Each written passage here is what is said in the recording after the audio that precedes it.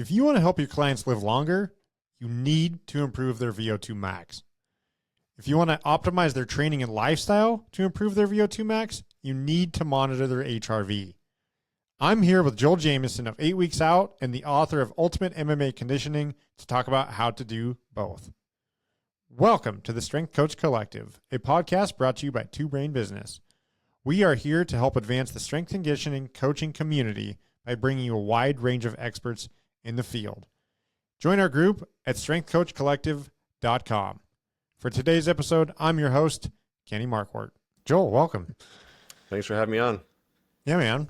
I've been following your stuff for a long time. In fact, right before we got on, I looked on my bookshelf, and I have the Ultimate MMA Conditioning sitting on top of my super training book, and it's still sitting right behind me over here. I would definitely recommend reading your book and probably not reading super training, because that is a good way to go to sleep every night if you want to. But that book still holds.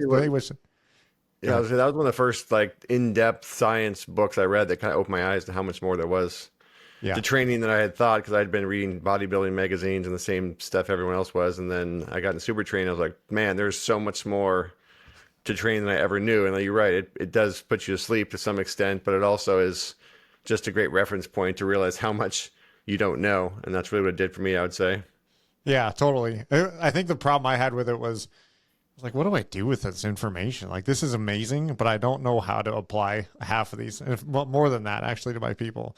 Yeah. So I was fortunate. I spent 3 or 4 days at Mel Stiff's house, the author of that book, just asking him questions and hanging out. So he used to have workshops. You could go to his house for 3 days for like $300, and you just talked and went through various things that are in the book and asked questions. It was awesome. So I got some of those questions answered, but it was more of just a gateway drug than anything else.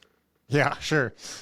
Yeah, that's a good segue. Actually, I wanted to start with HRV. You're the guy in that, as far as I'm concerned, and I think you were one of the first in the U.S. to start working with heart rate variability. Is that right? Yeah, I mean, definitely earliest and early on, I would say. I don't know if the first. Actually, I'm not the first, because I heard about it originally from a coach named Randy Huntington, who's a coach that was around my area in Washington State. He'd been a long time track and field coach, jumps, sprints, that kind of stuff. Worked with Mike Powell, who broke Carl Lewis's long jump record after 20 years. And just a really experienced coach, and he turned me on to this system called the Omega Wave back then. And that was really the earliest commercial sports-oriented HRV system in existence. Because up to that point, HRV had been used in research. It was developed originally by the Russians for their space program. It had been around before that, but the Russians really used it in a meaningful way for the space program back in the 60s. And it was literally in space. The very first cosmonaut up there was Yuri Gagarin. They measured HRV on him, and they had started the whole thing. And so they basically pioneered the concept of using this in a sports concept, or a sports context, I should say. And the Omega Wave was the first application of that. That was introduced by Randy. And the problem, or challenge, I should say, it was a very expensive system. It was like $35,000 at the time. It was an iPad, or a laptop, way before iPads. And it was a bunch of electrodes you had to put on people's body, basically. That was not the most easiest thing to do in a gym setting, but you had to do basically like a 6-lead ECG, and gave you mountains of data and didn't tell you necessarily what to do with it. But that was the early days. And again, I looked at that thing and I was like, wow, this thing is the future. I could instantly see like the fact that I could have a meaningful gauge of recovery and readiness and all these different things without having to test them every single day, or without having to just guess, more or less, and have an insight into how all these things were impacting them, to me was just mind-blowing. So I dug in head first and got started. And what context were you using it in at the time?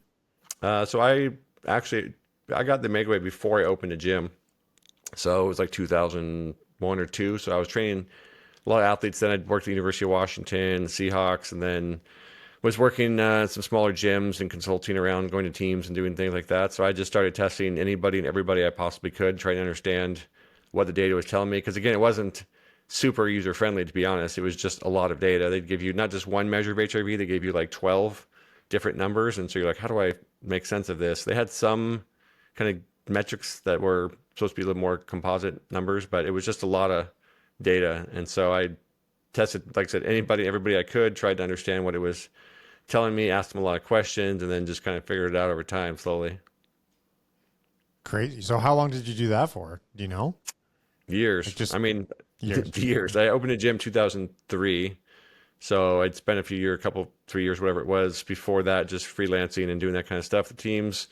And then once I opened my gym, it just kind of became the standard practice. I mean, anybody and everybody that would come in, I'd measure their HRV. It was just part of the game of at least individual training. It's obviously more difficult with groups. I couldn't measure 15 people. That was the other problem with it, is you only, you had to be in my gym to measure. I had to lay you down a massage table in my office. It took, 10 minutes or whatever. So it was not the most practical solution from a large group standpoint, but I just measured as many people as I could. I started training fighters pretty regularly from the beginning. So I was really looking at helping these guys peak for a fight, because that's what it comes down to, is how ready you are to perform on fight night. And it's such a brutal, high volume, high intensity sport that, if you beat yourself up getting up to the process or getting up to the fight, then you might not fight up to your potential. So it's a lot of tweaking and programming and managing with them. Yeah. And so how long till you figured out what to do about it? I mean, were you just starting to experiment and then retesting people? Because, we'll get into this in a second, but, taking daily measurements is what we're up to now. Yeah. I mean, it was, how are you seeing that respond? Yeah. It's just a process. I mean, the biggest problem I had early on is I was two big factors. One, for the people that weren't coming in every day, I was seeing just a snapshot, and I really wasn't getting enough of the big picture. And then two, a lot of people are coming in the afternoons and evenings. They had some caffeine maybe before they came in. They had spent time in traffic. They had, done a bunch of things. Maybe they didn't work out in the morning before they came in the evening. Who knows? There was just a lot of variables that I wasn't able to keep track of. And then this is pre-wearables, so I didn't have any idea of their activity or sleep or anything else. So it was just a lot more difficult because you just weren't seeing the complete picture, and there was a lot of unknowns. It gave me the output, but I just didn't understand the inputs. So, Yeah. it was just always a process of learning and experimenting and learning and asking questions. And, it's not like one day the light bulb goes off and you've got it all figured out. Human body is complex. But it was just a gradual process of learning more and more and expanding the way I was using it and getting better at it, and then launching my own HRV system in 2011.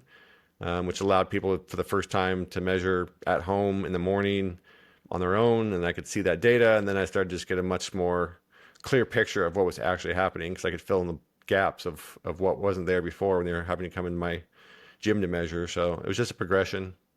Yeah. I love just the nerdiness of being willing to just accumulate data, not knowing what you're going to do with it. I think that's I don't know. I think that's cool. Yeah, what was that first one called? What was that 2011? Because that was like a red light, green light. BioForce HRV.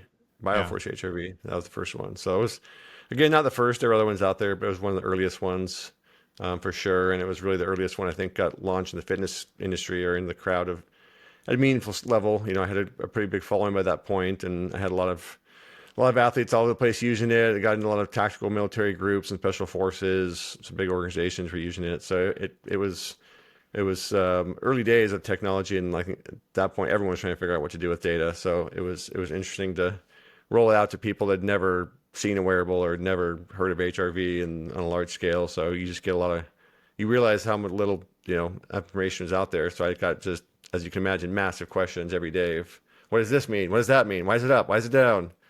And I'm trying to educate people the same way I had to educate myself. So it was really, like I said, the earliest stages of that. And I think we have much broader awareness and millions more people using it, but I think there's still a lot of the same questions, honestly.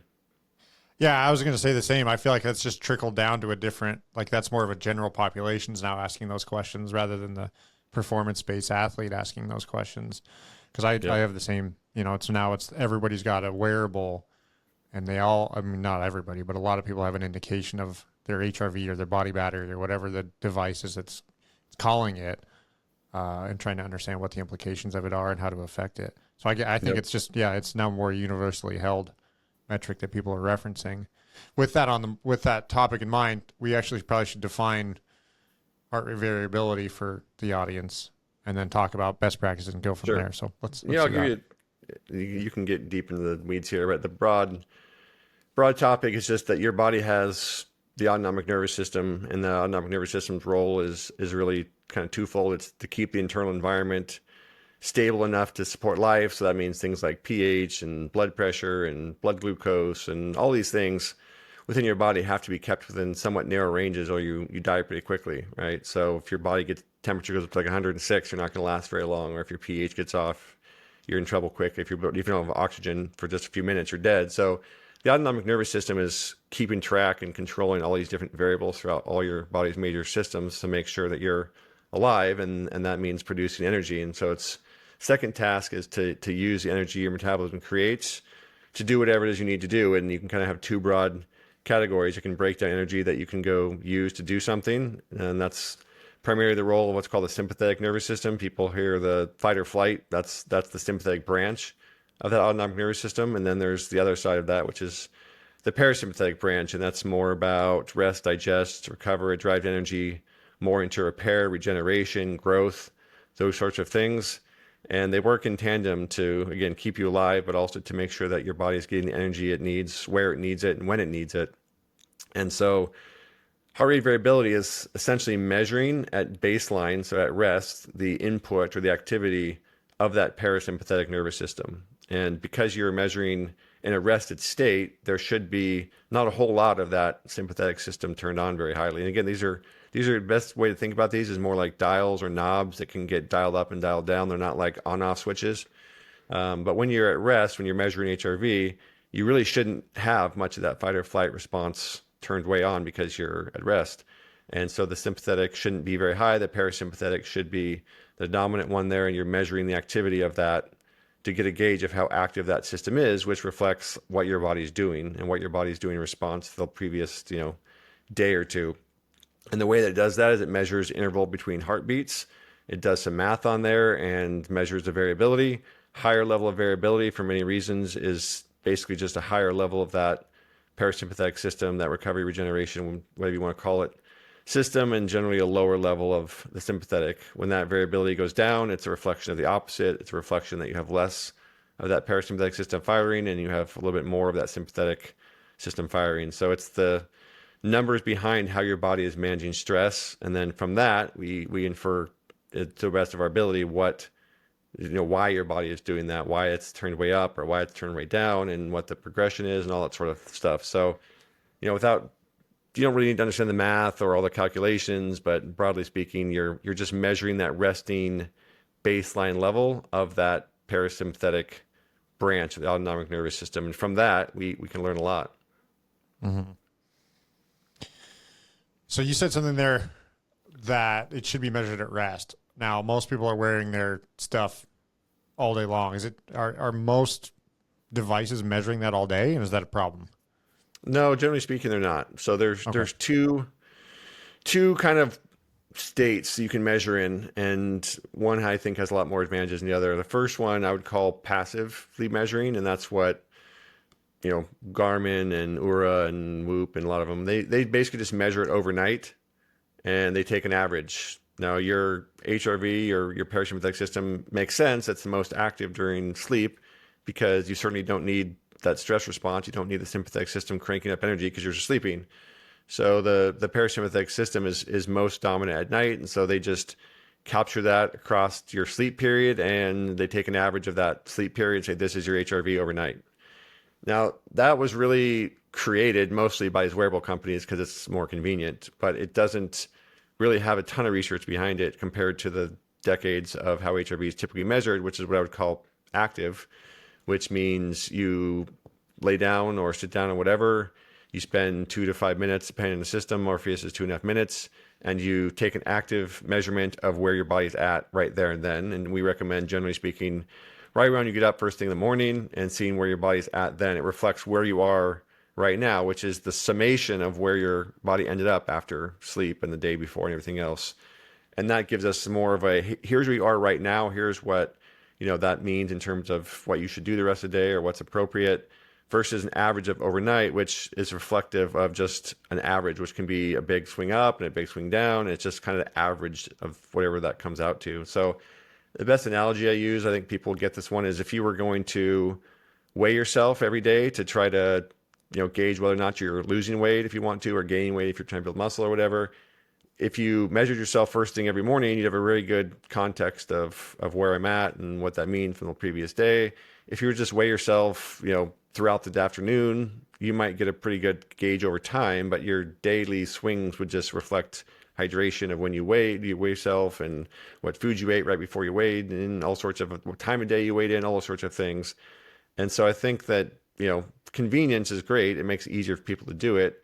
But I would generally tell people if you're measuring just overnight averages, I don't think the daily changes are nearly as impactful as if you're measuring first thing in the morning or on a consistent basis like that, because you're just getting too much noise of what you did prior to bed, and you're getting all sorts of fleet variables that may not reflect the big picture. And it's not that measuring overnight is totally useless. I think it still is valuable for looking at long-term changes. If you're trending down over a month, that means something, or trending up over a month, that means something, or if you're not changing over a month, that means something. But I wouldn't use that for daily feedback to make decisions about training or other things. So that's why Morpheus has you measure in the morning. I think it's just a better, more effective, more accurate way to see where am I at right now, and then what should I do with that. Yeah. What is Morpheus? So Morpheus is my HRV system I developed. It's the evolution of what we talked about, Bioforce HRV. Yep. And the biggest thing that Morpheus does that Bioforce HRV didn't and other ones don't do is we take that HRV, we give you a recovery score, we look at other data from sleep and activity steps. If you have other wearables that track those, Morpheus does not track those, but if you have a Fitbit or an Apple Watch or Garmin or whatever, it'll take the steps and sleep data from those, and then we give you heart rate zones for the day, as well as a weekly idea of how much time you should spend in each of the 3 heart rate zones. So we have a low intensity heart rate zone, a moderate intensity heart rate zone, and high intensity 3 zones. And then we'll tell you roughly per minute or per week how many minutes per week you want to spend in each of those zones if your goal is to improve your metabolic conditioning, primarily aerobic fitness. So we're trying to turn that HRV, that recovery, and all your other data into something that's helping guide your training. If you're based on your fitness level, your recovery, it'll give you these numbers each week to target. And we just looked at a lot of data across a lot of people, and those were based on what people that were seeing improvements were doing. So, and then over time, it looks at your recovery, it looks at your changes and scales those up or scales those down and makes adjustments. So try to keep you on track. So that's the biggest thing I'm trying to do with Morpheus is again, make it so it's not just a number and then you got to figure out what to do with it. It's actually giving you some meaningful information in terms of volume intensity each week. Because really, at the end of the day, that's what it comes. That's 90% of results. If you get the right amount of volume and the right amount of intensity week in, week out, like you're going to continue to progress. If it's too much, you're eventually going to overtrain. If it's too little, you're going to hit a plateau. It's finding that sweet spot and how much and how hard that is the hardest part, but it's also the most important because that's what's going to guide everything in terms of results. Yeah, totally. So it adjusts your heart rate zones and your volume. So intensity and volume, like you said, but that is nice. So I use the system, and it is great to be able to have that stuff shift down on days that I need it to, rather than just hit the gas and pin it and see what happens. The systematic approach to a daily volume or intensity change is really that's just great, even for someone like me. Like I've been doing this a long time and I understand it, but to have it right there in front of you is really slick. Yeah, as it clicks over, sorry to interrupt you, but as it clicks over, I'm trying to stay blue, I'm trying to stay green. Like if it clicks over, it's an automatic, okay, that's just a visual representation of where I need to be is a really, really solid thing. Yeah, and then we built in intervals that are in there that you can customize and go through it. So if you say, hey, maybe I need to get some high intensity work in today, you can pick some of the red high intensity intervals. If you say, I just want to stay in my blue zone, get some lower intensity work, you can pick some more blue intervals. So it's just a way to make it a little bit easier for people to get in the work they need and play around with different types of training methods that I've used over the years. And again, I think that's the most unique thing about Morpheus, and it's something we're continuing to build on. Yeah, I think I've had all my coaches start to use that as well. And an underappreciated, I think, aspect of that is the education that comes with it. There's a ton of resources and materials for both the user and if it's a coach to be able to learn about HRV, about heart rate zones, about training methods. There's a ton within that product that's there's a lot. I think a secondary thing that with the approach to it. Yeah, we have a 30-day, we call it recovery challenge that we recommend people start with when they get the app, because it walks you through 30 days of lessons and you get to see how you just get reward points for your recovery score and taking lessons and that kind of stuff. But if you spend the first 30 days of using Morpheus going through that, reading all the lessons, you'll come out the other side with a much, much better understanding of not just HRV, but like you said, heart rate training and recovery as a whole, and programming and sleep and all the big picture items that impact everything. So my goal has always been to educate, and that's clearly been a big part of what I've done over my career, and that's what I wanted to build in Morpheus as well. And I'm still working on more stuff for that, of course. Yeah, it's really, really pretty tremendous. What do you see as biggest impacts on HRV? Yeah, I mean, the main thing that's going to drive it is aerobic fitness in terms of like your average, like where you're. We can talk about HRV from two standpoints, like what drives changes in the very near term, which is like how does it vary across a few days or a week, and then we can talk about what drives your overall baseline level, and the overall baseline level is going to correlate the strongest with aerobic fitness. People that have higher VO2 max, higher aerobic fitness are going to have higher HRV in general. There's also a genetic component, just like anything else, just like there are people who can lift a lot heavier weights than others with much less work. There are people who are much higher, have much higher functioning aerobic systems and higher HRV without having to do as much work. There's just genetically more predisposition or inclined towards that. So over the long run, if you want to build HRV and move it up, it's an aerobic fitness challenge. And in the short run, it really, over a day or a few days, it's really reflective of kind of everything you're doing to your body, which is obviously working out and your sleep patterns and your nutrition and your mental stress and kind of everything in between. Sleep obviously has a huge impact because that's when your body is spending the most energy on that recovery side. Mental stress, plays a certain role depending on how your levels of stress are throughout the day. That can play a pretty big role as well. Training obviously is impactful. Maybe sometimes I would say it's not as impactful as people expect it to be, in the sense that they just kind of have this idea that like, oh, I worked out hard, so my HRV must automatically reflect that. Well, your workout's an hour. If you're used to doing that workout every day, it's probably not as impactful as you think it is because your body's used to it. So you'll see the greatest swings in HRV from a training standpoint when you're doing a new program or you're scaling your volume intensity to a meaningful level. But if you're just kind of going about your normal workout, like that one variable is not the only thing that's going to change your HRV. It's all the other things I mentioned. So that's the beauty and the challenge of HRV is that it reflects a lot of things, right? It tells us the outcome of everything you're doing to your body, but we can't say like, oh, 25% of that was the workout and 18% of that was your sleep and 14% was your activity. Like it's just summating a lot of information. It's the body doesn't segment like that. It responds as a whole. And so again, that's where some interpretation and really being deliberate about these things and trying to keep some of the things the same so you can analyze the impact of new things and evaluate and adjust, becomes important, but it's also a challenge and why you get so many questions about it. Yeah. Is there a kind of an accepted range or expectation during a training cycle that you would want to see somebody, because you don't want to be 100 all the time, 100 being the highest score. You don't want to be 100 all the time, correct? You want to. Yeah, no. I mean, you want to see, again, the point of training is to force the body to adapt. And that usually reflects itself in a pretty clear pattern. So in the earliest stages, if you do a new workout, you do a new program, you tend to see more, I guess the way to think about it is more instability in the HRV. In other words, it's going to be changing more. You're going to see more changes up and down. And that's one thing I would caution people against thinking is it's not always that the people have this idea that like down is bad and up is good, but both down and up are just reflecting different parts of the recovery and stress process. As you go through a training period, you put your body under load, your HRV is going to decline, and then as you go into recovery phase, it's going to go up, and it's going to go often up above baseline before it then settles back around where you started. So if it's really high, that's not necessarily mean like, oh, I'm fully recovered. No, you're really high because your body is really putting resources into that and it hasn't finished that process yet. But anyway, when you're first starting a new training program or you do something stressful, you tend to see just more instability. It bounces around a lot more. It's changing more rapidly. You're seeing bigger swings.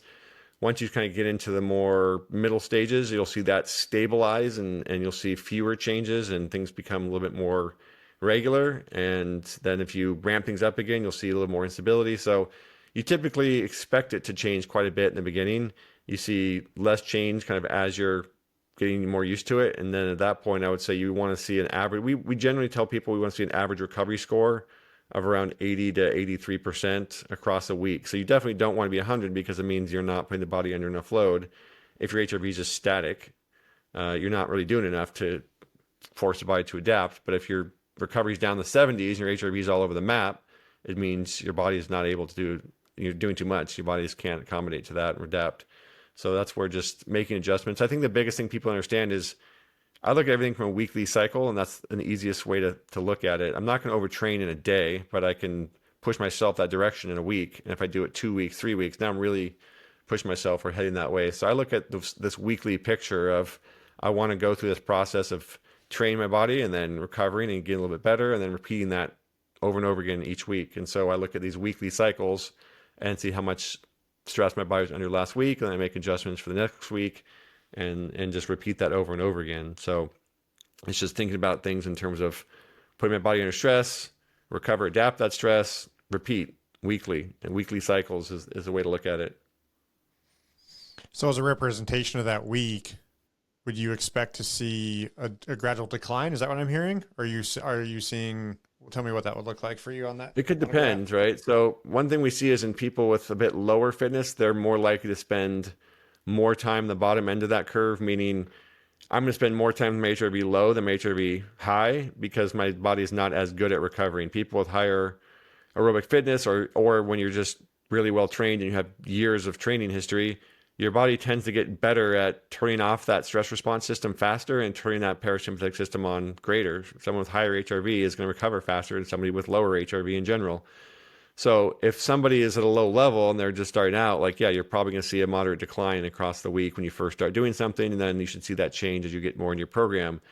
On the other hand, somebody who's already pretty well, conditioned, have high aerobic fitness, been trained a long time, they will tend to see gradual changes, even trending up across an early week because their body is just like, man, what's going on? I really need to dial up this recovery end of things and turn down that sympathetic thing. So sometimes you'll see, or oftentimes you'll see, they will show you a trend up across a week, even though that trend up isn't necessarily increased fitness so much as just the body really focusing on recovery heavily because it's a new stressor and it's going to adapt that very quickly. So again, it's really hard to make generalizations and tell people, hey, your HRV is always going to do this. And then again, as I mentioned earlier, it's not always just the workout. So you could have a stressful week at work, and that's going to impact your numbers tremendously. That tends to drive your HRV down more than anything else. Or you could just get terrible sleep, or you could start drinking some wine before bed or whatever. There's all sorts of things you could do that will obscure the training itself because the training is not the only variable like we talked about. And so again, that's why it's really helpful if you can control as many variables as you can while you're trying to make adjustments to a program or whatever else. Because if you're changing your sleep every day and your nutrition's not consistent and maybe you're traveling, all those things are just noise in the system that make it harder to understand what the body's doing in terms of just the training. But that said, it still impacts you, and that's why you still have to make those decisions accordingly based on what the data is showing you, not just based on the workouts. Yeah, for sure. I've noticed it a lot traveling and getting sick. Like those, I'll see them right away. I'm like, oh, okay. This is either, again, I had a cross country flight. Like, okay, it's dug me in a hole, or I'm about to get sick, or I am sick. That's when I see the biggest changes. But I think approaching it scientifically, like one variable at a time, then you can understand the outcome a little bit. Yeah, for sure. Yeah, much. And then I'll say too, the other thing is your body changes. I can tell you I'm in my mid 40s now, and my HRV is significantly different than it was in my 20s. Like you can see the slowdown. Yeah, I can, because I've been doing this for a long time and I know how my body normally responds. I can see the changes in my ability to recover from given workloads. I can see how much slower it is for me to deal with jet lag and travel. I can see how much longer it takes me to fully recover from being sick. I can see all these things that you read about and are happening, but it's really interesting to look at HRV and be like, man, this workout that I used to be able to do, or this weekly pattern, this weekly progression used to work. And now it's just too much. Like I can just see my body can't recover as well. And my sleep's not as restorative as it was when I was 30. Like you can just see the body's machinery of recovery and stress adaptation gradually declining, sadly. But it's good to see it so you can, be aware of it. Cause you otherwise you get stuck in this idea like, oh, I can just keep doing the same things. Like, trust me, you can't. You can try, but sooner or later you will pay the price for that. So it's been interesting and I guess depressing, but yet insightful for me to see it happen in my own training and lifestyle. Yeah, I like the hard data behind it too, because then it gives you something to measure that rather than just feeling old. Like that's where I'm like, no, this is like I can see it here. I need to make better decisions. Yeah, I mean, I used to do 2-day workouts all the time. I used to lift weights 5 days a week and do a bunch of cardio in the mornings and I could recover from it. Like I built up a high work capacity and I can still be just fine. And I just can't. Like I probably cut my train volume back 40%, 30 to 40% from what I used to do when I was, in my 20s, which was 2 decades ago.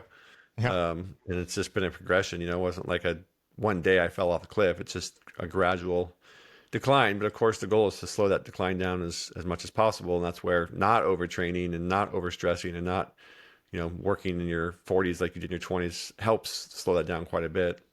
Yeah. Yeah, for sure. You mentioned high VO2 max, high aerobic capacity as being impactful on VO2 max, or sorry, on HRV. Let's talk about that, the improvement of those, or the improvement of VO2 max specifically, because as we're looking at, longevity and lifespan, health span stuff, like that seems to be really predictive. Can you define sorry, my words are not coming today. Can you define VO2 max for us?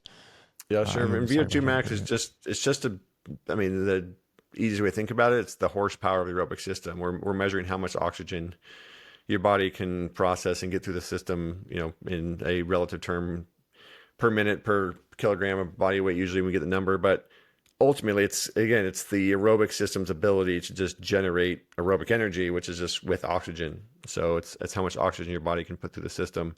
And broadly speaking, we know this correlates well to longevity for, a lot of reasons. The primary one, or one of them at least, is your metabolism is run on aerobic energy throughout your entire life. It never stops. And people kind of have this idea that like when you do something really hard, it's all anaerobic. It's not. It's a mixture of aerobic and anaerobic, and your body will always produce as much as it can aerobically, and then it'll make up the difference what it can't anaerobically.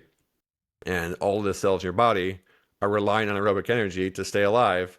And a big piece, that's what's called the mitochondria, where energy is produced, but mitochondria is also involved in things like hormone production and iron homeostasis, a whole bunch of things. The mitochondria really help, or I'd say quarterback, the stress response, meaning they figure out which cells need how much energy. They communicate back and forth with the nucleus of the cell to make sure everything is working correctly. They regulate immune function in a lot of ways. They're hugely, hugely important. They're not just like these little mindless power plants of energy. Like they are, again, communicating with the nucleus and the cells they're in to figure out, hey, how much energy do you need? Where do you need it? How, they're managing this whole process of the stress response and recovery, regeneration, growth, repair. They're managing all of this in a very meaningful way. And of course, as we train aerobically, we are not only increasing the number of mitochondria we have, we're also improving their function in a lot of ways, and we're getting rid of the mitochondria that aren't doing their job very well. So we're thinning the herd in that sense. And that's a big part of what aerobic training, VO2 max training is doing, is just giving you far more mitochondria that are much higher functioning, and they are able to quarterback at a better level, and they're able to figure out the right amount of energy, and they're able to match the nutrient needs to the nutrient they're sending, and everything just gets done in a much more coordinated, metabolic way that leads to greater health, resilience, and everything else. So it's gotten a lot of press, like you said lately. It's been a big topic, and it's great because I think in a lot of times, in olden times, I would say not that long ago, VO2 max was not thrown away anywhere or thrown around in the fitness field other than endurance athletes. It was like, who cares about your VO2 max unless you're an endurance athlete? And it was almost like a bad thing. Like, oh, do you want to look like an endurance athlete? It was almost a bad thing in the strength world. So I think it's really important that people are understanding that endurance athletes, people who have VO2 maxes, they live longer, and they live longer for a reason. It is lifestyle, of course, that plays a role. Genetics play a role, but having a higher functioning aerobic system is a really, really big part of resilience and metabolic efficiency and effectiveness. And it's an important part of training. It's not just something to be, overlooked or a 10-minute thing you do at the end of your workout. It should be a core piece of that if your goal is health and longevity. Before we get into improving it, how are you measuring it, or how do you recommend measuring it for? Sure. I mean, the most accurate kind of gold standards is a VO2 max metabolic test, where you go into a lab and they put oxygen, or they put a mask on you and they measure it directly, and you get a report back that shows you all sorts of stuff about your VO2 max. That's the gold standard of measuring. It's by far the most accurate. But that said, some labs are better than others, and some protocols are better than others, some software is better than others. But in general, it's going to give you a pretty solid, accurate measurement of what your VO2 max is. Then aside from that, there are ways to estimate it, which I would say is probably the number two way of getting it. You can do a Cooper's test, or You can do a 12-minute run as far as you can go, and then you can go into these. You can just literally search up or search VO2 max test, Cooper's test, whatever, and there are forms or calculators. You'll say, I went this far, I'm this age, I went this far in 12 minutes, or I did a mile and a half in this time. It'll estimate your VO2 based on that, right? So it's not a direct gauge of oxygen. All they did is build a algorithm that predicts, hey, if someone can run this far in 12 minutes, they probably have VO2 max in this area. And so it'll give you a number, but it's more about a range. Like if you can go run a mile and a half in, let's say, 9 minutes, you probably are some VO2. If you can do it in 6 minutes, you probably have some VO2. So those are good measures of just predicting based on your output relative to what other people are able to do in that range. And then the third one is like your Garmin watch or some of these wearables will just measure you as you run and say, oh, this person runs 4.5 miles an hour at heart rate of 110.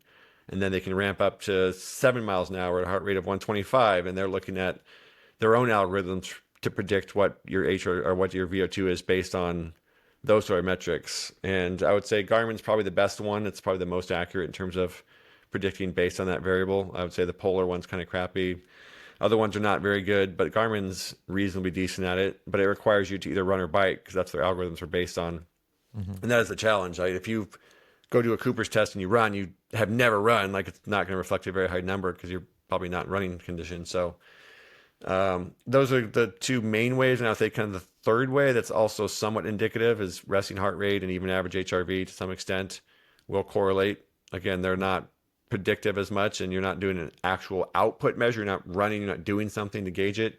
You're just looking at a general marker of aerobic fitness, which is resting heart rate lowers, generally speaking, higher aerobic fitness. So if your resting heart rate's in your low 50s, you probably have a higher VO2 max than if it's in your 60s. And if you're in your 60s, you probably have a higher VO2 than if in your 70s, broadly speaking. So that's a real, indirect, just kind of correlative type way to look at it. But all of those can be used to measure improvements. You can still use, if your resting heart rate's going down, your HRV is going up, your VO2 max is probably trending in the right direction. It doesn't mean it's changing by some exact percentage, but it just tells you things are headed the right direction. Yeah, for the majority of people, do you think it really matters? Like if you just did a 10-minute run or row, or just kept that as the standard? Yeah, 100%. Like I think if you don't care necessarily about the number itself, like you can just do, a 5 to 10 minute bike as far as you can go. And if you can go further the next time, you're heading the right direction. Whether or not your VO2 max number would be massively different is less important. It's just you are improving your aerobic system because it means you're able to go a longer distance in the same amount of time. It means you did that with the aerobic system, and that means your aerobic system had to get better for that to happen. So yeah, I think for your average person, I like to just, someone who's deconditioned, I don't necessarily need to go run them for 12 minutes as far as I can go. You can literally stick them on an Airdyne for 5 minutes, or 10 minutes and just see what their capabilities are and make it easier to start with. Or if someone's really deconditioned, you walk for 10 minutes and see how far they can walk in 10 minutes or whatever the case may be. Progress is the most important thing rather than, having an exact idea of what your number is. And, I think as long as you're making progress, that's all that matters. Yeah, for sure. How much, or how do you improve VO2 max? Like, this is a broad answer, I'm sure, but like at a baseline, what does that look like?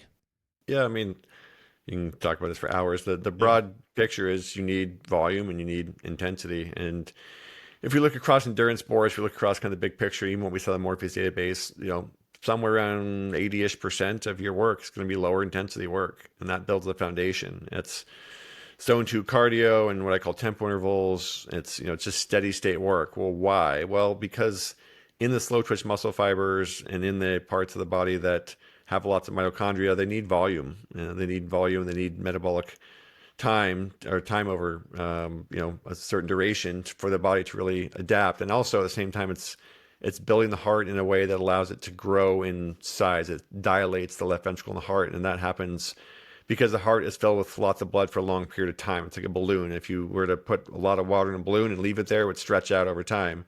And the heart needs that blood filling the heart and the left ventricle in particular over time, 30 minutes, 60 minutes, whatever, over time, to get these changes to happen. And also we see the blood vessels and the vascular system has to adapt, and that means volume. So you need volume. And then on top of that, you do need intensity. So your higher intensity of work is training the mitochondria and the fast twitch fibers. It's training the mitochondria in the heart itself. It's developing the mitochondria in the brain and all sorts of areas. So you have mitochondria in all your cells. And the higher intensity work is just going to get those cells that are, don't fire until you ramp up the volume ramp up the intensity and produce more force and power and challenge them more. So somewhere around 80% of your work, lower intensity, slow, methodical, zone 2 type stuff. It can be intervals, but just lower intensity. And then around 20% of your work is going to be higher intensity. And it doesn't mean have to be the exact same pattern week after week, but just broadly speaking, you're going to spend the majority of your time doing lower intensity work, and you're going to spend a lesser amount doing high intensity work. Now, that said, if someone says, well, I'm just not going to do cardio more than once a week, I'm probably just going to do some higher intensity work because you have so little of it. You're going to get more bang for your buck if you did 20 minutes of high intensity work a week versus only 20 minutes of low intensity work. So, if you're limited, then you're not going to ever achieve the same results, but you also have to kind of take in the real world. If someone just says, I'm not going to do more than 2 days a week of cardio, like I'm probably going to have to do most of that high intensity realm because it's going to be more effective in that shortened context. But in an ideal world, you're getting in somewhere, and again, the research is kind of all point this direction. This is a broad range, but somewhere between 2 to 5 hours a week of cardio is kind of this sweet spot where we see the gains maximized over time for the majority of people. And again, somewhere in that 80% of that time will be lower, and somewhere in 20% will be higher. So if someone's just starting out, an hour might be more than enough. If someone's really developing over time, it might take that 4 to 5 hours to continue to see improvements. It just depends on where you're at. But I would just say the majority of people between 2 and 5 hours a week of cardio is where they're going to get the most benefit, build VO2 max, and see the most improvements in health and longevity. Yeah. Got to build the base of the pyramid to make the tallest peak, right? Yeah, exactly. And that's a good analogy. People say that, and it's true. It's the low intensity work you do sets the ceiling, there's just no way around that. Now, I will say there are people who have, again, like we talked about, much better genetics, and they're going to adapt faster. They're going to need lower volumes. And I would say a lot of times too, you see people who grew up playing sports. They grew up playing soccer or basketball or whatever. They spent their whole childhood or teenage years playing a sport, and they took a long layoff. They often just tend to get it back much quicker. You'll see people like that progress a lot faster than somebody who just didn't do those things, didn't have some of those capabilities. And then you'll see they will respond a whole lot quicker and have a much higher ceiling because of that. So there's, I hate to give generalities, but 2 to 5 hours a week is the range, but most people are going to fall, somewhere in there, but not everybody. And this just comes down to individual, genetics and training history and all those sorts of things. Yeah. Let's talk about modality of the low intensity stuff, because I think this gets confounded where people think it's strictly a heart rate zone, and they start to include things like strength training, or if they're in the zone, they're doing zone 2 or whatever, and that's not the case, right? No, I mean, so again, like I mentioned, our biggest thing is when we're trying to build that foundation, that base of the pyramid, you're trying to develop the slow twitch muscle fibers, and that again takes volume and takes time. Now, if we start ramping up the intensity and recruiting the fast twitch fibers, and particularly if we're doing strength training, which is driving our blood pressure very high and challenging the heart in a very different way than lower intensity, then we're changing the stimulus quite a bit, and we're not getting the same effect as long form duration, more steady. Now, for the most part, you want to be doing, I think, low impact activities for your average person, like a bike or a rower. I mean, swimming, you can run certainly if you build up the volumes of running.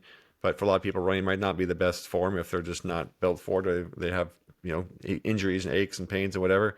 So whatever sorts of low intensity things that you can do and, hopefully find somewhat enjoyable, because if you hate doing them, you're less likely to do them. Those things are going to be the best for you. And you want it to be as reasonably, steady and consistent. You don't want to be doing stuff that's spiking heart rate up to 180 and taking 5 minutes to come down. Like you want to keep it in that range. Now that said, if you're doing, you're not like a metronome, like it doesn't have to sit at an exact heart rate or exact level of exertion. The kind of the rule of thumb is the talk test is a reasonable gauge for most people. If you can, generally speaking, have some level of conversation with somebody at that pace, that's probably around the level you want to maintain, as that steady state work. Even if you're not using heart rate, that's a good gauge of just, am I going at the right pace? Can I maintain a conversation, or I have to stop every 2 seconds, take a breath? If you have to stop every 2 seconds, take a breath, you're going too hard. And again, it doesn't have to be perfect. Like, you just have to stay in that range the majority of the time. And, I'd like to see you do a set of 10 reps of squats and talk to them the whole time. Like, clearly that's not the same thing. It's too high intensity. It's recruiting fast twitch muscle fibers. It's driving up that sympathetic system very high. It's taking time for it to recover. So, it's just not the right approach to try to use strength training to build endurance any more than you would try to use endurance to build strength. They're just not the right tools for the job. You want to keep the right methods for the right purpose, and cardio is cardio and strength is strength. Where does that blend in like a mixed modal environment where, people are doing kettlebell swings and they could probably do a talk test and they're not having to Valsalva their way through a lift? Is that a appropriate? Does that depend? Is there a line? Is there guidelines? Yeah, I mean, again, I don't think any of this is like a exact science where it's like, oh, this is exactly right and this is exactly wrong, or like it's not like an all or nothing in terms of how the body's going to adapt. But it's just a question of overall effectiveness for thousands and thousands of hours over years. Like, what are you trying to achieve? I would say, yeah, some like kettlebells could be work. It's a low enough resistance, but are there really that many people who are going to do like 30 minutes of kettlebell swings? I mean, sure, if they really like doing that, then more power to them. They can do it. I'm not going to do that personally. But if, again, it kind of comes back to whatever activity that you enjoy and are willing to sit there and do, because it is volume, right? Like it's, Yeah. let's say a minimum, ideally, it's 30 minutes, 2 to 4 times a week, or it's more than that. Like if you hate doing it, you're not going to do it. And if someone says, you got to do kettlebell swings for 30 minutes, 4 days a week, like you can just kill me now. I'm not going to do it. Um, but if people love it, then more power to them. More medicine ball throws, or dragging a light sled, or there's lots of things you can do as long as it's kind of again falls into that framework. And if people like doing it, then do it. Even if it's not maybe the ideal thing, but they really love doing it, then then do it.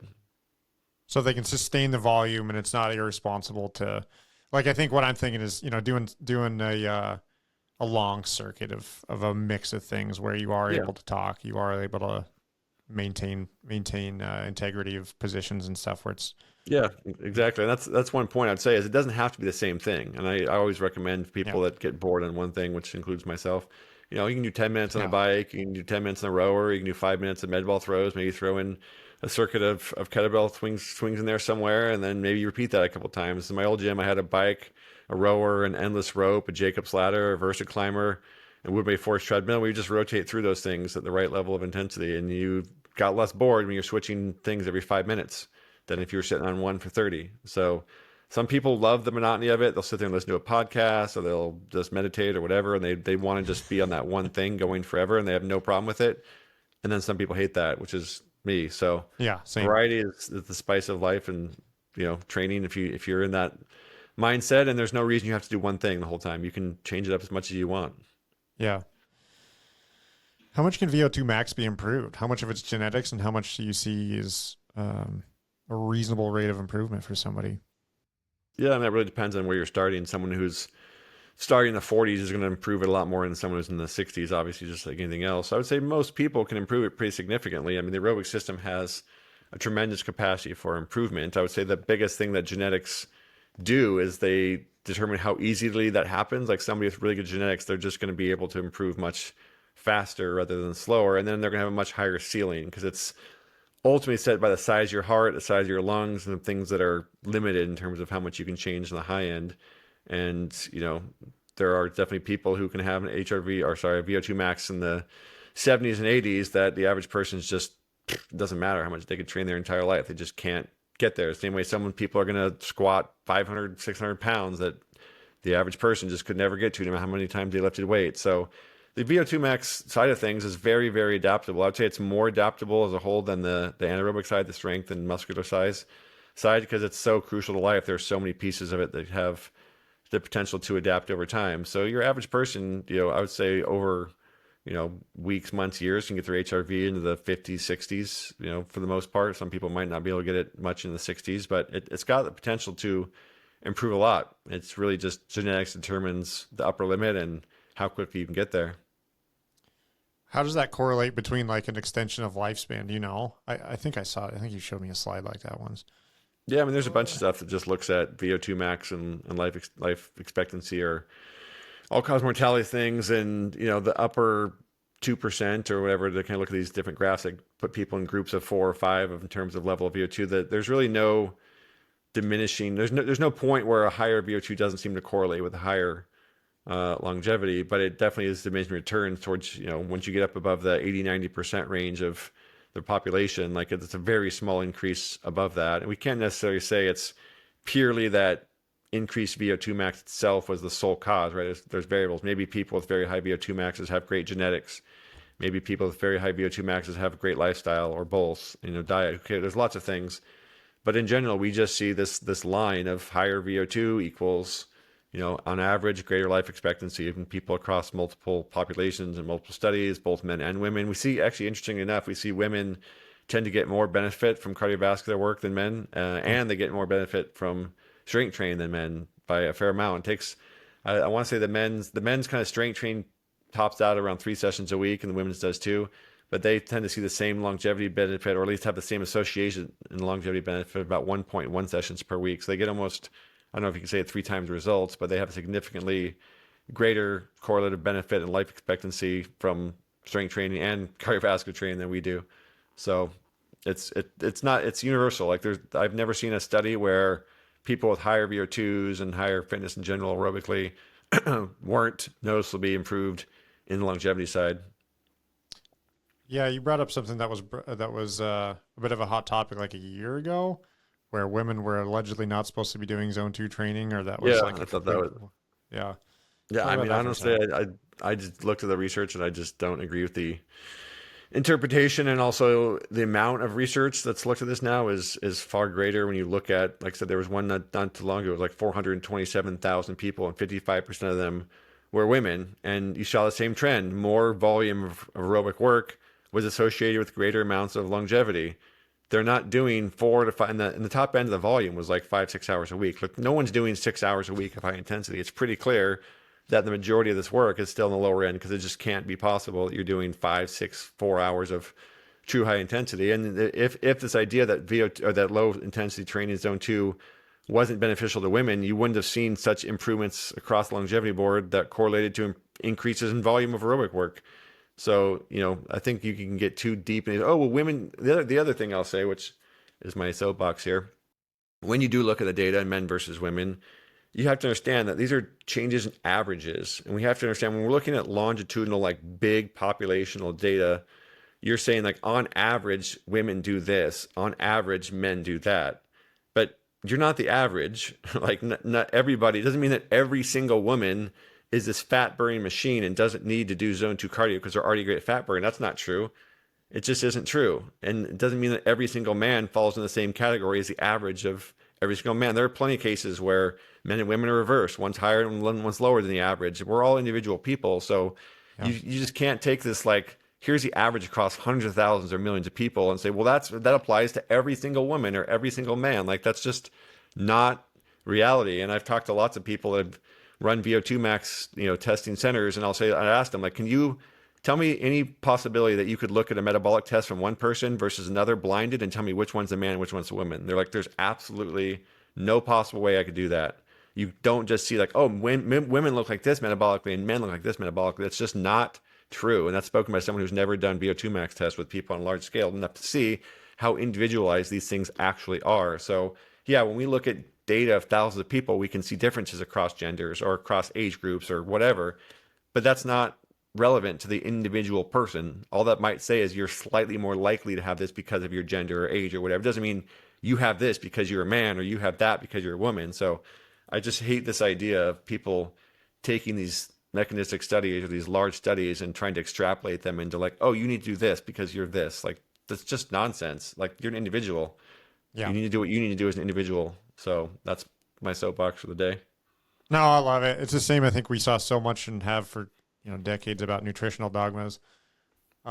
Same kind of like the universalities. Yeah, same thing. It's just everyone's an individual. Yeah, I mean, it's like just because, diet is probably the biggest one. Like, oh, here's this diet, it worked great for Susie, you should do it because it worked for her. Okay, maybe try it, but you can't assume that because something worked for somebody that's going to work for you unless you're them. Like I'm not Michael Jordan. I couldn't go to do his training routine and be Michael Jordan. It's just not how it works. Like, we all have different genetics and different environments we've been exposed to for our entire lives. We're different people, and copying what someone else is doing because it worked for them is not usually the greatest recipe to find success. Doesn't mean we can't learn from other people's results or we can't learn from other people and try things. We should be doing that. but just making this assumption that you're the same as somebody else or another group of people because you fit in that demographic is just not the right thinking. Yeah, totally. That's awesome, man. I know I got to steal you for about an hour here. But like we can wrap this thing up. What are some big, like, I don't know, we talk about a lot takeaways though, like build your VO2 max. Give us your specifics on a specific generality.